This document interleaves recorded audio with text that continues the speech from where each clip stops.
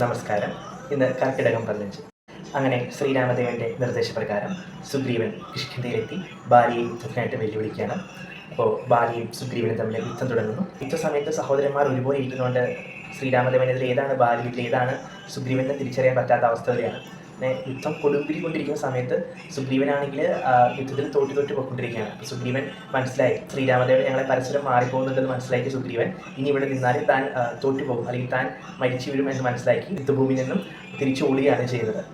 അങ്ങനെ ശ്രീരാമദേവൻ്റെ അടുത്തേക്ക് വരുന്നു. ശ്രീരാമദേവൻ പറയുന്നുണ്ട്, നിങ്ങൾ രണ്ടുപേരും ഒരുപോലെ ഇരിക്കുന്നതുകൊണ്ട് എനിക്ക് മനസ്സിലാവുന്നില്ല ഇതിൽ ആരാണ് സുഗ്രീവൻ അല്ലെങ്കിൽ ആരാണ് ബാലി എന്ന് എനിക്ക് മനസ്സിലാവുന്നില്ല എന്ന് പറയുന്നുണ്ട്.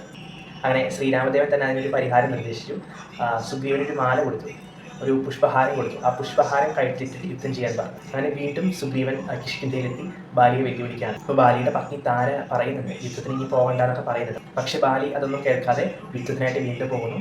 വീണ്ടും അവർ തമ്മിൽ ഘോരമായുള്ള യുദ്ധം നടക്കുകയാണ്. അങ്ങനെ യുദ്ധം അതിൻ്റെ മൂർധന്യാവസ്ഥയിൽ എത്തിയ സമയത്ത് ശ്രീരാമദേവൻ ബാലിയുടെ നെഞ്ചിലേക്ക് ഒരു അമ്പ എയ്യുന്നുണ്ട്. അങ്ങനെ ആ അമ്പ് കൊണ്ട് ബാലി വീഴുകയാണ്. അപ്പോൾ ബാലി പിന്നീട് നോക്കുമ്പോൾ തൻ്റെ ചുറ്റും സുഗ്രീവനും ശ്രീരാമദേവനും ലക്ഷ്മണകുമാരനൊക്കെ നിൽക്കുന്ന കാണുന്നുണ്ട്.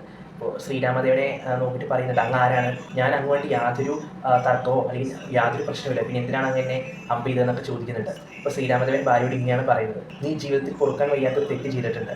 സുഗ്രീവൻ നിൻ്റെ ഇളയ സഹോദരനാണ്. ആ ഇളയ സഹോദരൻ്റെ പത്നി എന്ന് പറയുന്നത് നിൻ്റെ സഹോദരിയാണ്. പക്ഷേ ആ സഹോദരിയെ നീ ബലമായിട്ട് നിൻ്റെ ഭാര്യയാക്കി. ഈ പാപം ഒരിക്കലും നമുക്ക് പൊറുക്കാൻ കഴിയാത്തതാണ്. സുഗ്രീവൻ ഇപ്പോൾ എൻ്റെ സുഹൃത്താണ്. അപ്പോൾ സുഗ്രീവനെ സഹായിക്കുക എന്നുള്ളത് എൻ്റെ ധർമ്മമാണ്. ആ സമയം ബാലിക്ക് മനസ്സിലാവുകയാണ് തൻ്റെ മുന്നിൽ ഇരിക്കുന്ന ശ്രീരാമദേവൻ സാക്ഷാൽ മഹാവിഷ്ണുവാണെന്ന് മനസ്സിലാവുന്നുണ്ട്. അങ്ങനെ ആ സത്യം മനസ്സിലാക്കിയ ബാലി മോക്ഷം കൈവരിക്കുകയാണ്. ബാലി മരിച്ച കാര്യം കിങ്കരന്മാർ വന്ന് താരയോടൊക്കെ പറയുന്നുണ്ട്. തൻ്റെ പതി മരിച്ച വാർത്ത അറിഞ്ഞ് താര യുദ്ധഭൂമിയിലോട്ട് ഓടിയെത്തുന്നുണ്ട്. യുദ്ധഭൂമിയിൽ ഓടിയെത്തിയ താര ശ്രീരാമദേവനോട് ചോദിക്കുന്നുണ്ട്, എന്ത് കാരണം കൊണ്ടാണ് അങ്ങ് പതിയെ മരിച്ചതെന്നൊക്കെ ചോദിക്കുന്നുണ്ട്. എൻ്റെ പതി മരിച്ച ദുഃഖം ഞാൻ എങ്ങനെയാണ് അനുഭവിച്ചു തീർക്കേണ്ടത്? അതുപോലെ തന്നെ അങ്ങും അങ്ങയുടെ ജീവിതത്തിൽ ഭാര്യ വിയോഗം അനുഭവിക്കേണ്ടതായിട്ട് വരും ഇനിയുള്ള കാലങ്ങളിൽ നിന്ന് താര ശ്രീരാമനോട് പറയുകയാണ്. ഇതെല്ലാം കേട്ടുകൊണ്ട് ശ്രീരാമദേവൻ താരയോട് പറയുകയാണ്.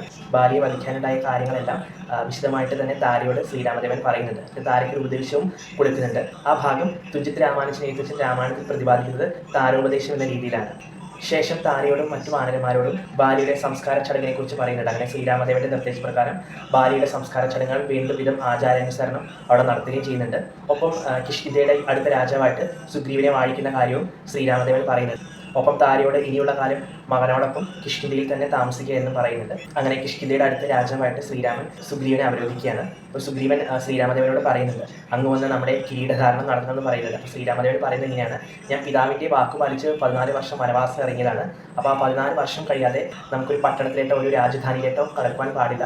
അതുകൊണ്ട് ലക്ഷ്മണകുമാരൻ വന്ന് കിരീടധാരണം നടത്തി അങ്ങയുടെ രാജ്യാഭിഷേകം ചെയ്യുമെന്ന് പറയുന്നുണ്ട്. അങ്ങനെ ശ്രീരാമദേവന്റെ നിർദ്ദേശപ്രകാരം ലക്ഷ്മണകുമാരൻ കിഷ്കിന്ധയിലെത്തുകയും സുഗ്രീവനെ രാജ്യാഭിഷേകം ചെയ്യുകയും ചെയ്യുന്നുണ്ട്.